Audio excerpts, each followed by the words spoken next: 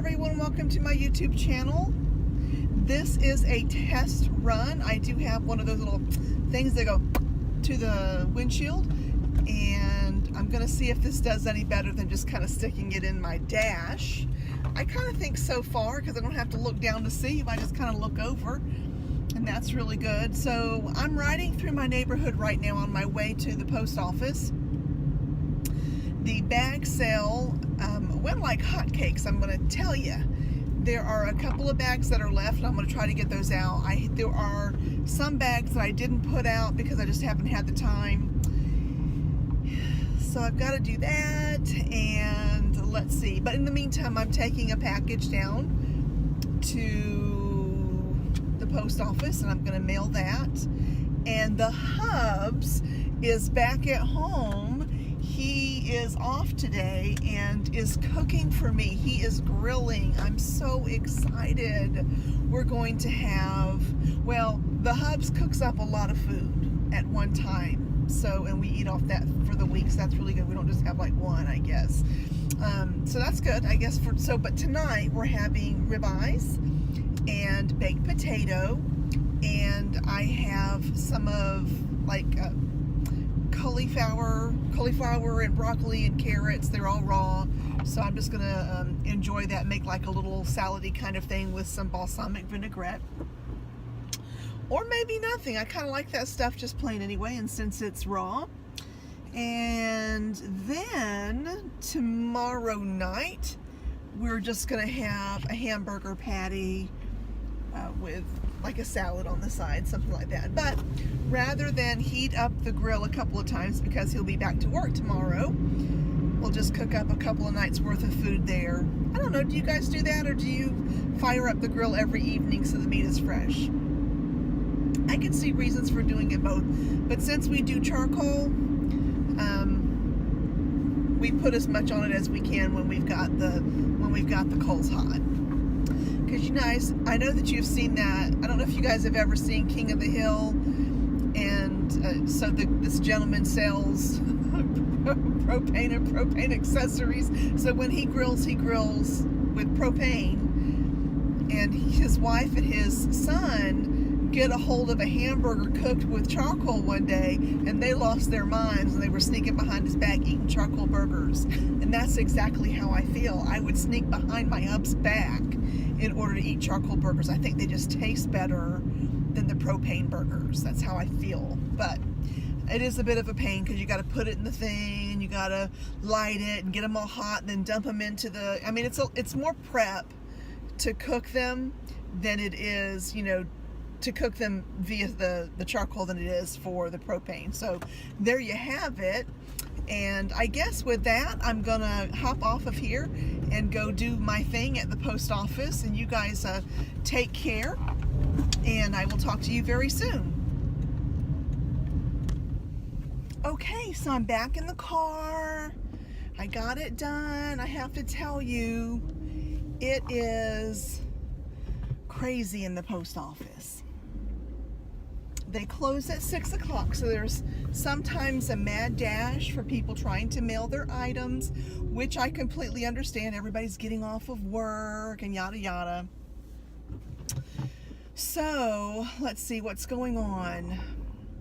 That's done. I'm excited. I'm gonna head home, and oh great, I'm so excited. I'm so grateful that the Hubs is willing to do that he will pull out the grill and cook for me, and I'll throw out some sides. It's a wonderful thing when that happens. And then I am really worried a little bit, well, more than a little bit. I'm worried about Houston, and I'm worried about the lower parts of Florida as we look for Hurricane Irma, who is really quite an impressive storm.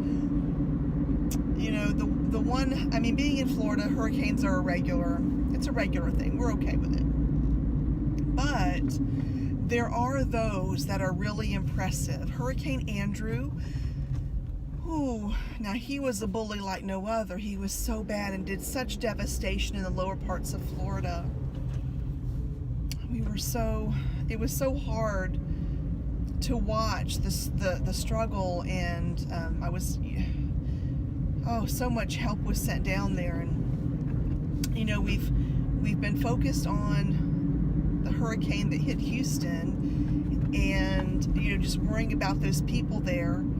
And then here comes this hurricane that is the largest, or not the largest, but the worst, basically, hurricane that has ever developed in the Atlantic. So it's quite impressive. It's quite scary, actually, when you see what the miles. I think it's like up to 185 now. It's just some crazy number. And you know, oh gosh, you know, it's hitting those small islands now, and they are, as it kind of will be looking towards the U.S. towards the end of the week. They've already started like mandatory evacuations down in Monroe County, you know, which is where it's basically the Keys. So they're doing mandatory evacuation in the Keys. And, you know, such devastation. It's actually hard to, it's hard to see. It's hard to see it happen to people that you don't even know, but you definitely care about. You know, you don't want to see that kind of stuff happen to anybody, anyone, humans, animals, nature, anything. It's just such a devastating thing. So I'm sending prayers and good thoughts out to those people. I do worry about them getting out. I hope that everyone down there takes heed. If you happen to be one of my subbies and you're down there, listen, don't be a hero. Get your rump out of there. You know, if you live down there, you know the deal. And you probably saw what happened with Andrew. You were probably a part of what happened. So having experienced that before, this is the way that I look at hurricanes. I probably look at them a little bit different from everybody else. Look, when a hurricane comes, you can choose to do a few things. You could stay and hunker down, as they say. You could stay and throw a party. You could stay and just hang with your family or whatever. But here's what happens when you stay in a hurricane. It's a really good thunderstorm. That part's kind of cool. The wind, not so much. It spawns tornadoes, not so much very cool. But the next thing that happens, it's highly possible that your electricity is going to stop working. This, my friends, is what causes a problem in the world of LaurelBelle. Hurricane, okay. Tornado, kind of scary, but okay. I'll hide, I'll go flat, I'll lay in a ditch, I'll crawl down somewhere, that's fine. Take my air conditioner away in September, honey child, that cannot happen. Do you hear me? What? No.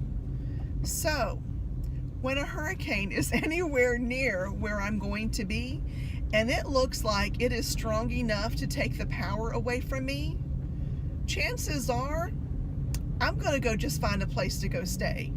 It's not that I'm in fear of whatever. It is that I don't want to be out of power. So I'm going to go maybe the next state over. I'm going to get in a hotel and I'm going to swim in the pool, and I'm going to watch the reports of individuals who decided to stay. And I'm not knocking anybody who, by the way, wants to stay when it's not a level, like a Cat 5, by the way. If it's like a 1 or a 2 and you want to stay, that's really all good. It's really all good. And I will watch you on Facebook, and I will be a part of the people who go, good grief, why did that person stay? Because they've been out of power for 3 days now, sweating, miserable, and writing on Facebook how sweaty and miserable they are. And I am still at the hotel and swimming in the pool, grabbing something and coming back. Like, I gotta tell you, I don't think that's a bad deal. So I say, don't worry. It's not a matter of being scared. It's a matter of being comfortable. Be comfortable in your world. So, all of that just to say, my dear fellow wonderful individuals, families and friends, subbies, whoever you are, if you are in Monroe County or anywhere the authorities say, hey, might be a good idea for you to go somewhere. Go somewhere. Like, let that happen.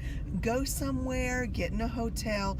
Yes, I know if you have children and you're all in one hotel room, it might make you a little bit crazy. I understand that.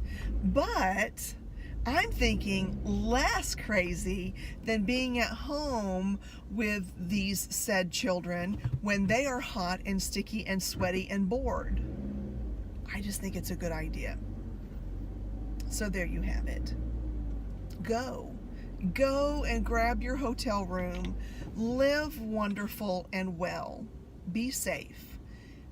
Things are just things, honest and truly. If you have something at your house that you're worried about, can you put it in your car? Put it in your car.